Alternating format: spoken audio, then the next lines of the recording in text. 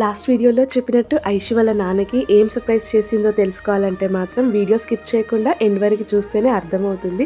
ఇంకా మేము సడన్గా ప్లాన్ చేసుకున్నాం కాబట్టి ఇంటికి వెళ్ళడానికి నాకు ఏం చేయాలో అర్థం కాలేదు.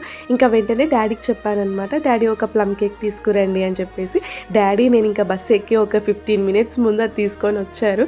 అండ్ ఇంకా ఐషాని కూడా అడిగాను, నాన్న ఇలా నాన్న బర్త్డే వస్తుంది కదా, నాన్నకి ఏదైనా సర్ప్రైజింగ్గా విషెస్ ప్లాన్ చేద్దామా అంటే ఓకే అమ్మా అని చెప్పేసి అనిందనమాట. తను చేసిన ఆ సర్ప్రైజింగ్ వీడియో అరుణ్కి చూపిస్తూ ఉంటే అరుణ్ చాలా ఎమోషనల్ అయిపోయాడు. తన కళ్ళల్లో నీళ్ళు వచ్చేసాయి. తన కూతురు తన కోసం ఇంతలా చేసిందా అని చెప్పేసి. ఏ కూతురికైనా కానీ తన నాన్నే కదా తన ఫస్ట్ హీరో. ఆ వీడియో ఏంటో మీరే చూసేయండి.